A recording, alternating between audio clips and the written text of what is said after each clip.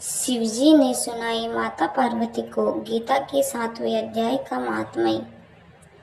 भगवान शिव कहते हैं, हे पार्वती, अब मैं 7वें अध्याय का महात्म्य बतलाता हूँ, जिसे सुनकर कानों में अमृत राशि भर जाती है।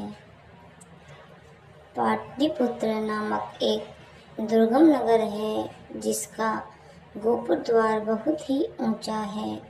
उस नगर में शंकुकर्ण नामक एक ब्राह्मण रहता है। उसने वैश्यवृत्ति का आशय लेकर बहुत धन कमाया, किंतु न तो कभी पितरों का तर्पण किया और न देवताओं का पूजन ही वह धनोपार्जन में तत्पर होकर राजाओं को ही भोज दिया करता था।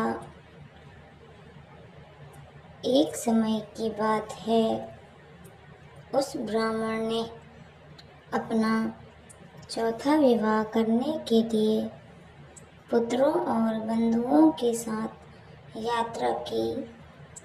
मार्ग में आधी रात के समय जब वह सो रहा था, तब एक सर्प ने कहीं से आकर उसकी बाह में काट लिया।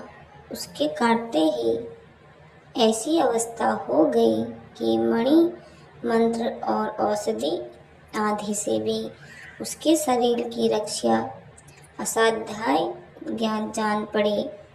तत्पश्चात कुछ ही क्षणों में उसके प्राण पखेरु उड़ गए और वह प्रेत बना।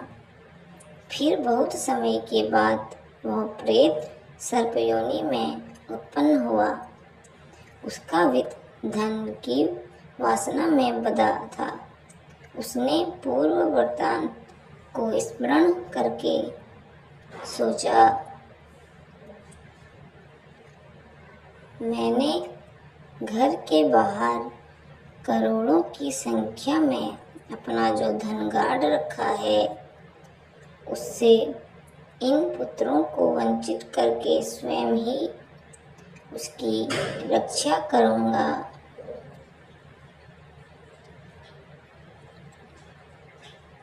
सांप की योनि से पीड़ित होकर पिता ने एक दिन स्वप्न में अपने पुत्रों के समक्ष आकर अपना मनोभाव बताया। तब उसके पुत्रों ने सवेरे उठकर बड़े विस्मय के साथ एक दूसरे से स्वप्न की बातें कही। उनमें से मझला पुत्र कुदाल हाथ में लिए घर से निकला और जहाँ उसके पिता स्वप्न योनि धारण करके रहते थे, उस स्थान पर गया। यद्यपि उसे धन के स्थान का ठीक ठीक पता नहीं था, तो भी उसने चिन्हों से उसका ठीक निश्चय कर लिया और लोक बुद्धि से वहां पहुंचकर बावी को खोदना आरंभ किया। तब उस बावी से बड़ा भयानक सांप प्रकट हुआ और बोला, अरे मूर्ख, तू कौन है? किस लिए आया है? यह बिल क्यों खोद रहा है? किसने तुझे भेजा है? ये सारी बातें मेरे सामने बता। पुत्र, मैं आपका पुत्र हूँ। मेरा नाम शिव है। मैं रात्रि में देखे हुए स्वप्न से विस्मित होकर यहाँ स्वर्ण लेने के कौतूहल से आया हूँ। पुत्र की यह वाणी सुनकर वह सांप हंसता हुआ उच्च स्वर से इस प्रकार स्पष्ट वचन बोला, यदि तू मेरा पुत्र है तो मुझे शीघ्र ही बंधन से मुक्त कर मैं अपने पूर्व जन्म के गाड़े हुए धन के ही लिए सर्प योनि में उत्पन्न हुआ हूँ। पुत्र, पिताजी, आपकी मुक्ति कैसे होगी, इसका उपाय मुझे बताइए, क्योंकि मैं इस रात में सब लोगों को छोड़कर आपके पास आया हूँ।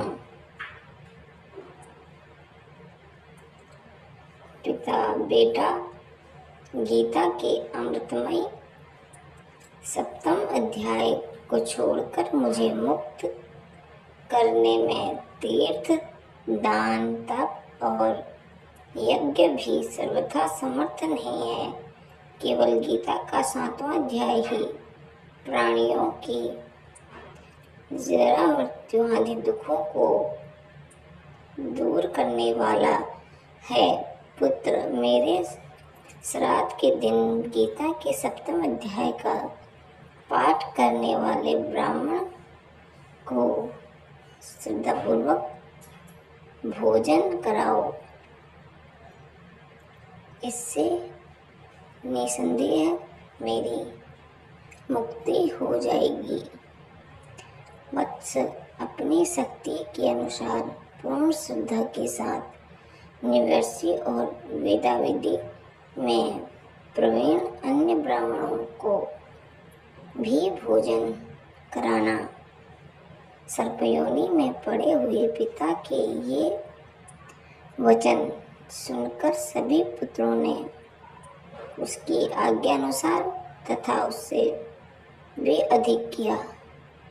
तब शंकुकर्ण ने अपने सर्प शरीर को त्याग कर दिव्य देह धारण किया और सारा धन पुत्रों के अधीन कर दिया।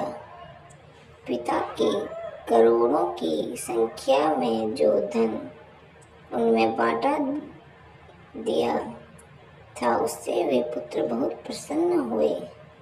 उनकी बुद्धि धर्म में लगी हुई थी, इसलिए उन्होंने बावली, कुआं, पोखरा, यज्ञ तथा देव मंदिर के लिए उस धन का उपयोग किया और अन्नशाला भी बनवाई।